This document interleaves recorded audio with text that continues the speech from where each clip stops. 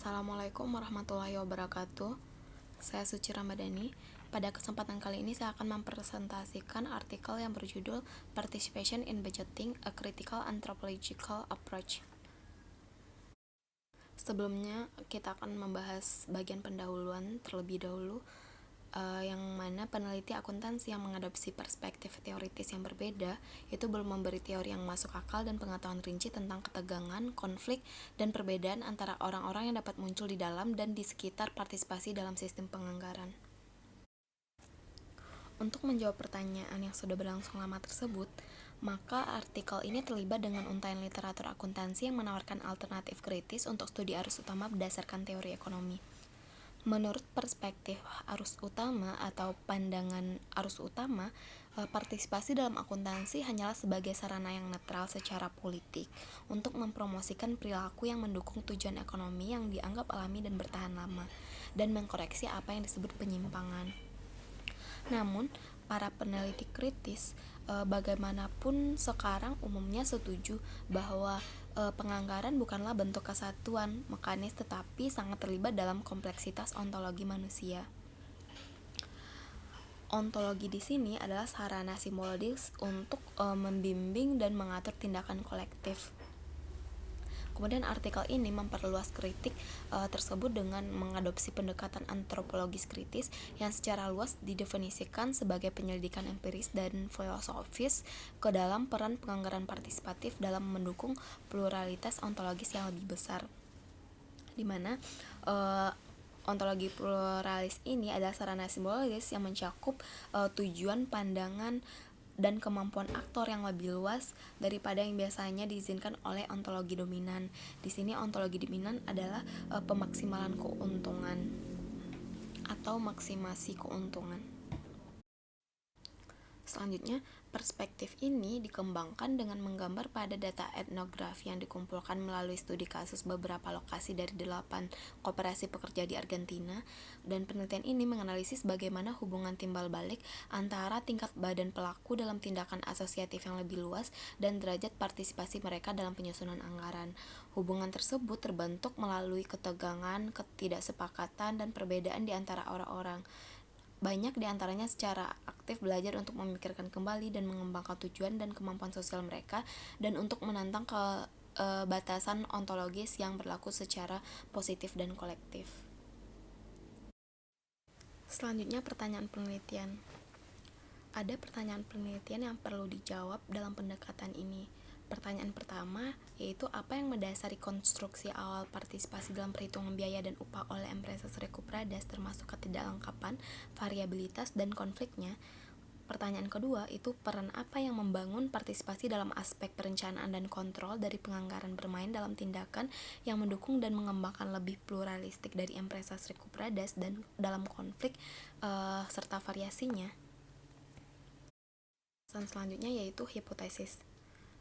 Peneliti pada artikel ini berhipotesis bahwa dengan mengembangkan agensi mereka dalam tindakan asosiatif yang lebih luas dengan aktor akar rumput lainnya di Argentina, banyak anggota membentuk kapabilitas dan perhatian baru untuk mempengaruhi kehidupan sosial mereka dengan cara tertentu daripada bergantung pada upah, keuntungan, atau aktor yang tampaknya berkuasa. Hipotesis yang kedua yaitu peneliti berhipotesis bahwa persiapan kolaboratif dan diskusi tentang anggaran dan laporan kinerja dan keputusan alokasi surplus jangka panjang mendukung dan mengembangkan kemampuan dan perhatian di antara para pelaku untuk mengkonsolidasikan tindakan yang lebih heterodoks dan berjangkauan jauh. Selanjutnya, metodologi penelitian.